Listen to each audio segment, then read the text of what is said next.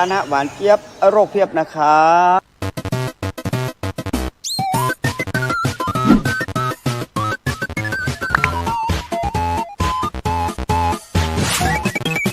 หลวงพ่ออยู่ก่อนครับหลวงพ่ออย่าดื่มแบบนั้นรู้ไหมครับดื่มแบบไม่ตวงน้ำตาลจะเข้าร่างกายเยอะเกินนะครับดื่มน้ำหวานบ่อยเสี่ยงเป็นเบาหวานนะครับเบาหวานลงเท้าต้องตัดเท้าลงไตวายขึ้นตาบอดเข้าหัวใจวายนะครับควรจะเทใส่แก้วเอาพอประมาณหรือตามที่เขากำหนดจะได้ลดปริมาณน้ำตาลที่จะเข้าสู่ร่างกาย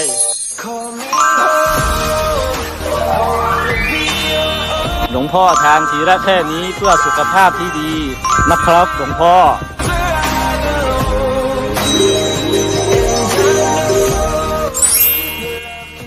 โภชนาดีชีวิตยั่งยืนนะครับ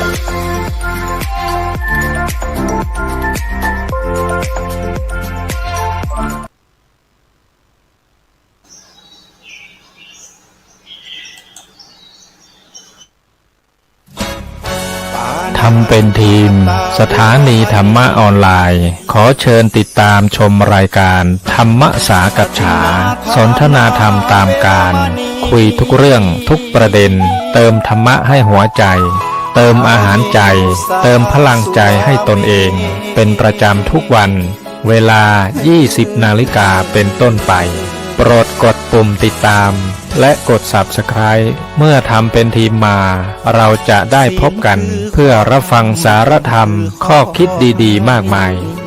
รับบุญง่ายๆด้วยการกดแชร์เผยแพร่เป็นธรรมทานสัพพะทานังธรรมทานังชินาติการให้ธรรมะย่อมชนะการให้ทั้งปวง1 แชร์1 บุญมีค่าเท่ากับเผยแผ่ธรรมะให้กว้างไกลแชร์ไปมากยิ่งได้บุญมากเป็นการเปิดโอกาสให้คนได้รับฟังธรรมพบปัญญามีความสุขพ้นจากทุกข์ด้วยการฟังธรรมะ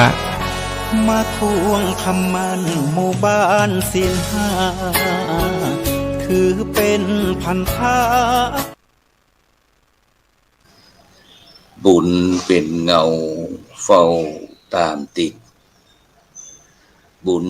เป็นมิตรในทุกที่คอยช่วยเหลือ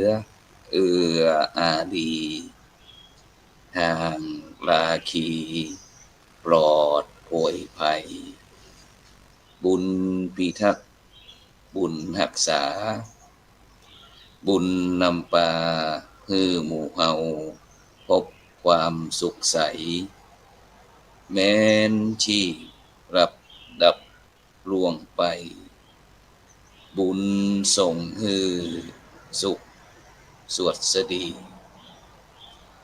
ขอกล่าวคำว่าธรรมสวัสดีกับบรรดาท่านผู้ฟังแล้วก็ท่านผู้ชมทุกท่านที่กำลังติดตามจ้องธรรมะเป็นทีมทีวีออนไลน์กลุ่มพระสงฆ์อุบาสกอุบาสิการ่วมกันเผยแพร่ธรรมะออนไลน์ไลฟ์สดทาง Facebook ทาง YouTube แล้วก็สถานีวิทยุพระพุทธศาสนาเครือข่ายคลื่นสีขาวชาวประชา FM 104.50 เมกะเฮิรตซ์วัดฝ่ายหินจังหวัดเชียงใหม่พร้อมถึงไม่ว่าจะเป็นทั้ง Facebook ทาง YouTube แล้วก็สถานีอยู่เครือข่ายคลื่นสีขาวเจ้าประชาของเฮาเนาะซึ่งในเจ้าวันนี้ก็เป็นเจ้าวันศุกร์เก่าก็ผมอัตมาภาพพระครูโสพลปริยัติก็ได้นำรายการธรรมะรับอรุณมาพบกับบรรดาท่านผู้ฟังแล้วก็ท่านผู้ชมทุกท่านซึ่งในเจ้าวันนี้ก็ออกอากาศที่อาคารพระธรรมสิทธาจารย์อาคาร5 จันทร์วัดประสิทธิ์วรมหาวิหารจังหวัดเชียงใหม่ซึ่งในเจ้าวันนี้ก็อากาศก็เย็นสักหน่อยหนึ่งเนาะ หลายท่านหลายคนก็คงยังอาจจะยังอยู่ที่นอนอยู่เนาะ หลายท่านหลายคนก็คงจะเดินทางเตรียมตัว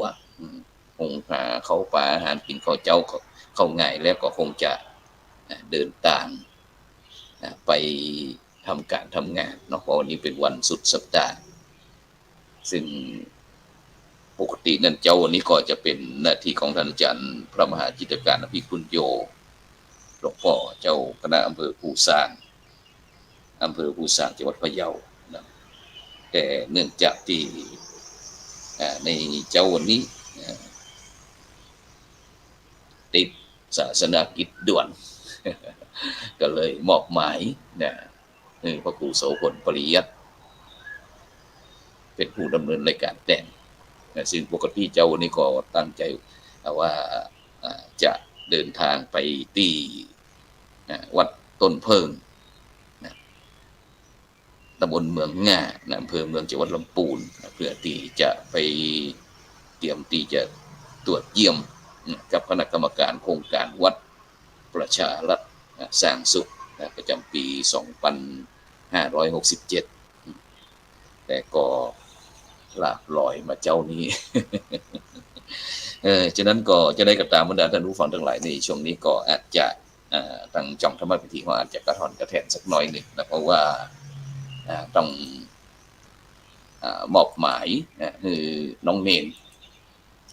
ได้ช่วยเป็นธุระพละนะเพราะว่าได้เดินทางพุ่นตั้งแต่วันที่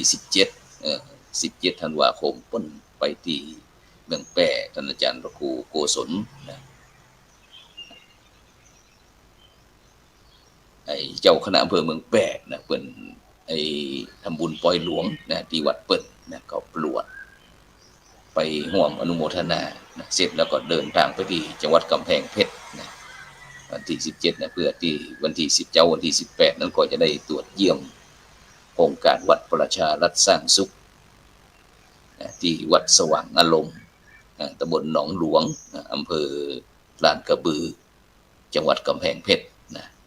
แล้วแต่ว่านี่ก็วันที่19นี่ก็ไปตรวจเยี่ยมที่วัดโพธิญาณตำบลหัวหล่ออำเภอเมืองจังหวัดพิษณุโลกเสร็จแล้วก็เดินทาง กลับมากระท่อนกระแทนกับท่านอาจารย์พระครูสังฆรัตวัฒน์สุทธิยานโน ทีมงานเพราะว่าเดินทางไปเป็นตัวแทนพระเดชคุณหลวงพ่อพระเทพสิงหวราจารย์ดร.นะรองประธานตรวจเยี่ยมโครงการวัดประชารัฐสร้างสุขคณะสงฆ์หนเหนือนะฉะนั้นก็วันนี้ก็เช่นเดียวกันนะหลังจากออกรายการแล้วก็คงจะต้องรีบเดินทางไปที่วัดต้นเพิงเมืองง่าแล้วก็โดยเฉพาะในตะวันนี้เนาะตั้งแต่วันที่10วันนี้19ตะวัน19สาว21นี่ก็มหาวิทยาลัยมหาจุฬาลงกรณ์ราชวิทยาลัยเขตเชียงใหม่นะที่ตำบลป่าเมี่ยงนะบ้านพงกุ้งตำบลป่าเมี่ยงนะอำเภอดอยสะเก็ดจังหวัดเชียงใหม่เพิ่นก็จัดงาน40ปีนะครบการสถาปนานะฉะนั้นก็วันนี้ก็จะเป็นงานด้านวิทวานี้เป็นเทศมหาชาตินานาชาติระหว่างนี้นะตลอดทั้งวันแล้วก็วันนี้ก็จะเป็นงานด้านวิชาการซึ่งในเจ้าวันนี้ก็เวลาประมาณสัก9 โมงพระเดชคุณหลวงพ่อพระธรรมเสนาบดีรองเจ้าคณะภาค7ประธานสภาวิทยาเขตมจร.เขตเชียงใหม่ก่อนเดินทางไปเปิดกิจกรรมเกี่ยวกับมหกรรมด้านวิชาการนะซึ่งมหาวิทยาลัยมหาจุฬาลงกรณราชวิทยาลัยเขตเชียงใหม่พร้อมถึงคณะสงฆ์จังหวัดเชียงใหม่เขตพื้นที่การศึกษาประถมศึกษาเชียงใหม่นะก็จะได้นำนักเรียนประมาณสัก600-700ชีวิตนักเรียนประถมศึกษานะไปทำการแข่งขันกิจกรรมทักษะไม่ว่าจะเป็นเรื่องการตอบปัญหาธรรมะบรรยายธรรมสวดโสรพันยะแล้วก็จะมีการของว่าสัมมนาแลกเปลี่ยนเรียนรู้พระสอนศีลธรรมในโรงเรียนนะของจังหวัดเชียงใหม่แม่ฮ่องสอนด้วยนะแล้วก็โดยเฉพาะวันนี้ก็ทางมหาวิทยาลัยเฮาก็ได้เชิญชวนนิมนต์พระสอนศีลธรรมได้นำรางวัลหางบัตร หางบัตรมาร่วมแจกเงินเด็กละอ่อนคล้ายกับการจัดงานส่งท้ายปีเก่าต้อนรับปีใหม่นะฉะนั้นก็บรรดาท่านผู้ฟังท่านผู้ชมเนอะเราจะไปร่วมก็ได้วันนี้นะ แล้วก็โดยเฉพาะก็การหัววัดต่างๆนะวัดทั่วจังหวัดเชียงใหม่ก็จะไปร่วมกินร่วมตากนะที่ อ่ามจลบ้านโป่งกุ้งตำบลป่าเมียงอำเภอดอยสะเก็ดจังหวัดเชียงใหม่ซึ่งก็อยู่ตรงข้ามเทศบาลตำบลป่าเมียงซึ่งถ้าบรรดาท่านผู้ฟังท่านผู้ชมเคยไปที่เปิดห้องว่าไปห้วยห้องไข่เนาะห้วยห้องไข่ก็จะพบเคยผ่านไปแหมน้อยหนึ่งผ่านไปแหมบ่ถึงกิโลนะก็ทางซ้ายมือวันนี้วันพุธวันพุธนี้ก็จะมีพิธีเปิดป้ายมหาวิทยาลัยมจร.เขตเชียงใหม่ป้ายงามขนาดนักนะฉะนั้นใครอยากถ้าเดินผ่านไปทางดอยสะเก็ดเวียงป่าเป้าเชียงรายนี่ก็จะหักทางซ้ายมือก็จะหันฉะนั้นก็เชิญชวนแล้วก็วันพุธนี้ก็จะมีการวางศิลาฤกษ์วัดมหาจุฬาศรีวิชารามเพื่อที่อุทิศถวายหลวงปู่ครูบาเจ้าศรีวิจัยฉะนั้นก็บรรดาท่านผู้ฟังท่านผู้ชมก็เชิญชวนเด้อเป็นหัวกิจหัวตามด้วยกันแล้วก็ขอบคุณอนุโมทนากับทุกข้อความที่ส่งเข้ามาเจ้านี่ก็แม่ทองคำพรหมนินทร์นี่ก็ FC ตลอดฉะนั้นก็บรรดาท่านผู้ฟังท่านผู้ชมเจ้านี่เป็นมวยแตนเนาะซึ่งจะได้กระตามบรรดาท่านผู้ฟังทั้งหลายในช่วงนี้สถานการณ์ทั้งบ้านเมืองทั้งทั่วโลกนี่ก็รู้สึกว่าน่าเป็นห่วงน่าตื่นเต้นเหมือนกันเนาะฉะนั้นกูวันนี้เราก็จะต้องฟังหูไว้หูเด้อบรรดาท่านผู้ฟังทั้งหลายนะเพราะว่าถ้าเราจะฟังอะไรอย่างต่างๆนี่ก็ควรจะพิจารณาหาเหตุหาผลนะเพราะว่าถ้าเราขืนไปเชื่อโดยบ่ไตร่ตรองบ่ใจสติปัญญาเข้ามาแล้วก็อาจจะตกเป็นเหยื่อของยุค AI หรือว่า call center อย่างต่างๆแล้วเนี่ยบรรดาท่านผู้ฟังทั้งหลายฉะนั้นในปัจจุบันนี้สังคมเราก็มีการแข่งขันกันสูงอย่างที่เมื่อวันที่6ถึงวันที่11ที่ผ่านมาต้นเดือนนี้ก็เดินทางไปที่เมือง12ปันนาไปที่บ้านเมืองหลวงเหนือเมืองหลวงใต้ซึ่งก็เป็นพี่น้องที่ได้อพยพมาที่บ้านหลวงเหนือหลวงใต้ที่อำเภอดอยสะเก็ดของเขาเนี่ยตำบลตีนดอยเนี่ยเปิดก็ฟังกันบอกว่าบอกพี่น้องตั้งเมืองไทยเด้อตั้งเมืองเหนือของเขานะช่วยเป็นธุระเป็นพระช่วยกันดูแลรักษาพระพุทธศาสนาเพราะว่าพระพุทธศาสนาเขาในปัจจุบันนี้ก็มีถึงสปัดที่เข้ามาฉะนั้นก็อยู่ที่พี่น้องพุทธบริษัทของเขาว่าเขาจะมียุทธวิธีในการที่จะรักษาพระพุทธศาสนาให้ยั่งยืนจะได้ซึ่งองค์พระสัมมาสัมพุทธเจ้าเพิ่นก็ถึงได้ตัดกาลามสูตรหรือว่าพระสูตรที่ว่าโดยหลักของความเชื่อไว้10อย่างก็คือ1อย่าปลงใจเชื่อด้วยการฟังตัวกันมานี่ข้อที่1จะไปฟังเชื่อคนนั้นว่านั้นคนนั้นว่านี่คนว่าที่เชื่อไม่อย่างก่อนก็ได้พระพุทธเจ้าบอกอย่าปลงใจเชื่อด้วยฟังกันตามกันมาอย่างแล้วก็ข้อที่2ว่าอย่าปลงใจเชื่อด้วยการถือปฏิบัติสืบกันมานี่ก็เหมือนกันคนเฒ่าคนแก่อีพ่ออีแม่ครูบาอาจารย์บรรพบุรุษบรรพชนเกยเนี่ยมาจะเนี่ยก็ต้องวินิจพิจารณาก่อนจะไปฟังเชื่อฉะนั้นเราก็ต้องหาเหตุหาผลแล้วถึงก็จะปฏิบัติลงมือปฏิบัติสิ่งไหนที่รู้สึกว่ามันทำไปแล้วบ่ถ้าเอาก็บ่ต้องนำไปประพฤติปฏิบัติอย่างที่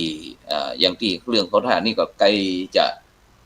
สิ้นปีเนาะเฮาก็พี่น้องพุทธศาสนิกชนเฮาก็ส่วนมากก็จะมีการสวดมนต์เจริญจิตตภาวนาตักบาตรส่งท้ายปีเก่าต้อนรับปีใหม่นี่นี่เข้าท่าปฏิบัติได้แล้วก็ข้อที่3บอกว่าอย่าปลงใจเชื่อด้วยการเล่าลือหรือว่าตื่นข่าวได้ยินเป็นหลงอย่างนั้นหลงอย่างนี้จะเกิดสงครามระหว่างประเทศเพื่อนบ้านกับประเทศไทยจะเกิดสงครามโลกอย่างต่างๆนี่นะหลงข่าวโลกจะแตกอีนะวันนั้นวันนี้ก็จะไปฟังจะไปฟังเดี๋ยวดีปัดเขา เทครัวเลยนะ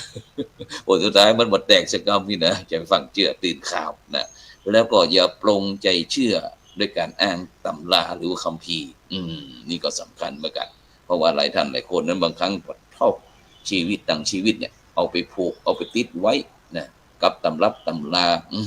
บอกว่าถ้าคนเกิดวันนั้นตำราเปิ้นว่าอีนะจะไปฟังเพียงจะไปฟังเชื่อเพียงเพราะว่าเขาก็จะต้องพิสูจน์นะพิสูจน์ตำรับตำราคัมภีร์ว่าเชื่อถือได้ก็ถ้าเชื่อถือได้ก็สามารถประพฤติปฏิบัติได้นี่ข้อที่ 4อย่าปรงใจเชื่อโดยอ้างตำรับตำราว่าตำรับนั้นตำรานี่เป็นว่าจะนั้นจะนี่อย่าฟังเตือนนะข้อที่ 5บอกว่าอย่าปรงใจเชื่อเพราะตรรกะหรือว่าความน่าจะเป็นนะวันนี้เขาว่าคืนฟ้าคืนฝนน่าจะตกนะพอดุนะจะฟังเตือนอย่าไปตั้งตะกร้าแต่ถนนฝนตกถนนจึงเปียกอีกนะอย่าฟังเตือนอย่าฟังเตือนเนี่ยวันนี้แมงมันลีมันมาห้องลิงอีกนะตีอันหัวที่นอนเนี่ยแต่คืนนี่นะวันนี้ตึงมาเนี่ยนะนอนได้นะอย่าเดียตากาเนี่ยความน่าจะเป็นนี่นะแล้วข้อนี้เขาบอกอย่าปรงใจเชื่อเพราะอนุมานว่าการคาดเดาเขาคิดว่ามันเป็นเช่นนี้มันคาดว่าจะเป็นเช่นนั้นเป็นเช่นนี้ต่างๆนี่จะไปฟังเตียนะแล้วก็อย่าปรงใจเชื่อนะด้วยการคิดตรองตามแนวเหตุแนวผลนี่ก็ก็อย่าไปฟังเตียถึงแม้เขาจะมีเหตุมีผลแล้วเขาก็อย่าไปฟังเชื่อเตียแล้วข้อที่ 8อย่าปรงใจเชื่อเพราะเข้ากันได้กับทฤษฎีวิธีคิดที่ตัวเองคิดไว้แล้วนี่ก็จะไปฟังเตียแล้วข้อที่ 9อย่าปรงใจเชื่อเพราะมองหันรูปลักษณ์น่าจะเป็นไปได้ตุสงองค์เจ้าแต่งตัวใส่ชุดคล้ำดำแขวนนั้นลูกประคำตะวันมาเขือแจ้อีนะนี่เป็นตึงเข่งเนาะสำเร็จแน่นอนละอีนะเป็นพระอรหันต์ไปนิพพานแน่นอนอย่าฟังเตียอย่าไปฟังเชื่อแต่คิดได้และสุดท้ายก็คืออย่าปรงใจเชื่อเพราะถือว่าท่านนั้นท่านนี้เป็นครูบาอาจารย์ของเขาเพราะว่าทุกอย่างเนี่ยบ่ฮือเจือเลยหากยังบ่ได้ใจปัญญาพินิจพิจารณาไตร่ตรองให้ดีเสียก่อนเพราะฉะนั้นเนี่ยบรรดาท่านผู้ฟังทั้งหลายนะพระพุทธศาสนาของเขาเป็นศาสนาแห่งความรู้แห่งปัญญาแห่งเหตุแห่งผลฉะนั้นปัญญาก็คือความรอบรู้ความเฉลียวฉลาดซึ่งก็จะเป็นเครื่องไม้เครื่องมือที่จะกำจัดโมหะหรือว่า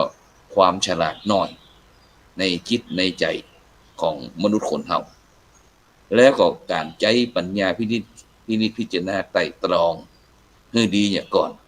จะเชื่อไผจะเชื่ออะไรอย่างก็จะต้องพินิจพิจารณาเพราะฉะนั้นพระพุทธเจ้าจึงบอกพุทธบริษัททั้งหลายบอกว่าจะไปประมาทเด้อหมั่นสร้างคุณงามความดีเข้าวัดปฏิบัติธรรมเพราะว่าธรรมะอย่างเราเนี่ยที่เราได้ศึกษาเราเรียนเนี่ยมันจะเป็นก็ป้องกันเป็นการจับเป็นการโจรนะเพราะคนมีธรรมะเนี่ยย่อมคิดดีทำดีอู้ดีและพบดีอย่างพุทธภาษิตบอกว่าธรรมะกะโมภวังโหติธรรมะเทศีปลาภโวซึ่งแปลใจความว่าบุคคลใดท่านใดที่ มีธรรมะหรือว่าปฏิบัติธรรมตามธรรมเป็นผู้ที่มีจิตใจเจริญซึ่งจะได้ชื่อว่าเป็นเจริญด้วยธรรมเจริญด้วยธรรมก็คือทำดีตั้งกายตั้งวาจาตั้งใจแล้วก็เจริญด้วยปัญญาก็คืออย่างหูดีทำดีหูชั่วเว้นชั่วซึ่งตัวเนี้ย เป็นสิ่งที่พุทธบริษัทของเราก็ควรจะนำไปประพฤติปฏิบัติซึ่งโดยเฉพาะเรื่องการกระทำต่างๆของคนมีธรรมะกับคนบ่มีธรรมะเนี่ยจะมีความแตกต่างกันคนมีธรรมะมีการถูกเป็นส่วนใหญ่ผิดเป็นส่วนน้อยส่วนคนที่บ่มีธรรมะนั่นก็ผิดนักถูกน้อยหรือว่าอาจผิดเลยฉะนั้นเนี่ยบรรดาท่านผู้ฟังทั้งหลายการแก้ไขปรับปรุงตนเองอยู่เป็นประจำสม่ำเสมอก็เป็นเรื่องที่สำคัญในการดำเนินชีวิตของหมู่เฮาท่านทั้งหลายซึ่งควรจะบ่มเพาะนิสัยเหล่านี้ให้เกิดขึ้นเป็นนิสัยของเพราะว่าเป็นนิสัยของคนที่เจริญแล้วหรือว่าเป็นคนที่มีธรรมะนะส่วนคนที่บ่รู้จักการแก้ไขปรับปรุงตนเองเนี่ยเลยเนี่ยอีนะจะได้ก็ตามบ่สนใจสักสิ่งสักอย่างนี่นะก็จะเป็นนิสัยที่ยังบ่เจริญหรือว่าคนบ่ดีเหมือนดังที่เพิ่นบอกว่าคนดีชอบแก้ไขคนจังไรชอบแก้ตัวนะคนชั่วชอบทำคนละอย่างชอบคิดนะฉะนั้นเนี่ยบรรดาท่านผู้ฟังทั้งหลายนะในเจ้าวันนี้ก็ได้นำสาระธรรมะขององค์พระสัมมาสัมพุทธเจ้ามาพบกับบรรดาท่านผู้ฟังแล้วก็ท่านผู้ชมนะในฐานะที่ปฏิบัติหน้าที่แทนหลวงพ่อพระบาทจิตรการอภิปุญโญนะเจ้าคณะอำเภอปูซางนะเพราะเจ้าวันนี้ติดศาสนกิจที่จะต้องไปรับบาตรกับคณะศรัทธาญาติโยมซึ่งโดยเฉพาะในเจ้าวันนี้ก็เช่นเดียวกันนะที่เจ้าวันนี้ก็ที่ตังหงเฮียนวัฒโนไทยพายัพนะเพิ่นก็ได้นิมนต์พระครูโสพลปริยัติพร้อมเป็นพระสงฆ์สามเณรจากวัดพระสิงห์วรมหาวิหาร10รูปไปรับอาหารบิณฑบาตเช่นเดียวกันนะแต่ก็ได้จัดบรรดาลูกพระลูกเนรได้ไปรับอาหารบิณฑบาตคิดว่าอาหารบิณฑบาตเหล่านี้ก็จะได้นำไปจ่ายแจกกับบรรดาละเด็กละอ่อนพี่น้องละเด็กละอ่อนพวกนะแล้วก็อาจจะไปแจกคนเฒ่าคนแก่นะในช่วงเทศกาลส่งท้ายปีเก่าต้อนรับปีใหม่นะที่วัดอินทปัญญารามนะเพราะว่าในช่วงวันที่31นะแล้วก็วันที่1นะวันที่31นี้ก็จะได้นำลูกพระลูกเนรพร้อมถึงจวนคณะศรัทธาญาติโยมนะวัดอินทปัญญารามแล้วก็บ้านใกล้เรือนเคียงเนี่ยได้ร่วมกันสวดเจริญพระพุทธมนต์ธรรมจักรกับปวัตตนสูตรนะจะอบรมสมโภชอันปุกอุโบสถที่อินวันสักน้อยหนึ่งนะเพราะว่าบ่ได้มุงหลังคาน้ำเตือ จะนำคณะศรัทธาญาติโยมไปเจริญพุทธมนต์ที่หัดเนาะแล้วก็ในพระเจ้าก็จะมีการทำบุญตักบาตรภายในศาลากลางหมู่บ้านนะตะกี้เราได้ถึงโรงเรียนวัฒโนไทยพยัพก็ถือว่าเป็นโรงเรียนต้นแบบโรงเรียนวิถีธรรมวิถีไทยวิถีพุทธเช่นเดียวกันท่านผู้ฟังทั้งหลายฉะนั้นก็ทุกเดือนเพิ่นก็จะนิมนต์พระสังฆเจ้าไปทำบุญตักบาตรข้าวสารอาหารแห้งเพื่อที่จะได้ให้บรรดาเยาวชนลูกๆนักเรียนเนี่ยเป็นคณะคุณครูผู้บริหารต่างๆได้ทำบุญตักบาตรได้เรียนรู้เกี่ยวกับเรื่องวิถีธรรมวิถีไทยวิถีพุทธเนี่ยในการดำเนินชีวิตอยากจะให้ลูกๆเพราะว่าลูกๆนักเรียนของเราลูกหลานเราในปัจจุบันนี้ก็เริ่มใส่บาตรบ่ค่อยเป็นกันเพราะว่าเจ้าขึ้นมาก็จะต้องฮีบไปโรงเรียนตั้งแต่ตี4ตี5บางคนอยู่ปุ่นต่างอำเภอกว่าจะเดินเข้ามาในเมืองเนี่ยเพราะว่าอย่างแต่ว่านี่เดินทางท่านอาจารย์พระครูสังฆลักษวัฒน์ได้มาส่งวิ่งจากพิษณุโลกมาก็มาถึงที่ในเมืองเชียงใหม่เขาก็ประมาณถึงวัดพระสิงห์นี่ประมาณ6 โมงประมาณ5 โมงบ่าย6 โมงนะช่วงตั้งแต่ดอนจันทร์เข้ามาก่อนนี้เขาว่าต่างภูธรภาค5นี่ลงปัดเท่านะคะออกแต่ว่านี่นะติดเป็น 2-3 กิโลนะตั้งแต่พุทธสะพานดอนจันทร์มาถึงที่แอร์พอร์ตนี่ก็หันรถเป็นแถวอยู่นะฉะนั้นก็บรรดาท่านผู้ฟังท่านผู้ชมก็ จะต้องเดินทางก็ต้องเตรียมตัวเด้อเตรียมตัวในการเดินทางฉะนั้นก็เดี๋ยวพระครูโสพลปริยัติก็จะต้องเตรียมตัวเดินทางไปที่วัดต้นเพิงที่ตำบลเมืองง่าอำเภอเมืองจังหวัดลำพูนเพื่อที่จะร่วมกับคณะกรรมการตรวจเยี่ยมโครงการวัดประชารัฐสร้างสุขเสร็จแล้วก็วันนี้ถ้าเรียกคุณหลวงพ่อก็คงจะเดินทางไปที่จังหวัดเชียงรายส่วนพระครูโสพลนี่ก็จะขออนุญาตไปที่ร่วมงาน40ปีมหาวิทยาลัยมหาจุฬาลงกรณราชวิทยาลัยเชียงใหม่เพราะว่าได้ร่วมกับมหาวิทยาลัยนั้นได้ช่วยกันพัฒนาเกี่ยวกับเรื่องพระสอนศีลธรรมในโรงเรียนเพื่อที่จะได้นำหลักธรรมคำสอนในทางพุทธศาสนาเข้าสู่นักเรียนโรงเรียนระดับประถมปีหน้านี่ก็เมื่อปี68นี่ก็ว่าจะทำ MOU กับระดับมัธยมฉะนั้นก็เป็นกำลังใจให้บรรดาพระสอนศีลธรรมทุกรูปนะครับแล้วก็วันนี้เช้านี่ก็ตรวจที่วัดต้นเพิงเนาะตำบลเมืองง่าอำเภอเมืองจังหวัดลำพูนวันที่21วันพุธนี้ก็ไปที่วัดดอนมูลตำบลหนองแหลกอำเภอเทิงจังหวัดเชียงรายนี่ก็เป็นตามโปรแกรมต่างๆที่ได้รับภารกิจจากโครงการวัดประชารัฐสร้างสุขเพราะว่าโครงการหมู่บ้านรักษาศีล5เสร็จไปเรียบร้อยแล้วก็แมลงนี้ก็จะออกรายการกราบนิมนต์พระเดชคุณหลวงพ่อพระราชวชิรศรีมาพรรองเจ้าคณะจังหวัดนครราชสีมาประธานสมัชชาศีล5แห่งประเทศไทยของทางท่านอาจารย์เจ้าคุณพระอุดมบัณฑิตด็อกเตอร์รองเจ้าคณะภาค6คณะกรรมการวัดประชารัฐสร้างสุขที่มาตรวจเยี่ยมครั้งนี้พร้อมถึงท่านอาจารย์พระปลัดพิพัฒน์พงศ์พัทธวังโสนี่ก็จากวัดโพธิญาณตวาเนี่ยเราจะมาอู้กันว่าวัตถุประสงค์เป้าหมายของโครงการวัดประชารัฐสร้างสุขเนี่ยมันมีความเปลี่ยนไปเป็นมาจะได้แล้วเขามีวัตถุประสงค์อะไรอย่างในการที่จะพัฒนาวัดวาอารามกาอย่างนั้นแต่มาออกในค่ำคืนวันนี้ฉะนั้นขอบรรดาท่านผู้ฟังท่านผู้ชมก็ติดตามด้วยในค่ำคืนวันนี้สำหรับในเจ้านี้ก็ขอนำรายการธรรมะรับอรุณจากบรรดาท่านผู้ฟังไปก่อนเพราะว่าจะต้องเดินทางไปที่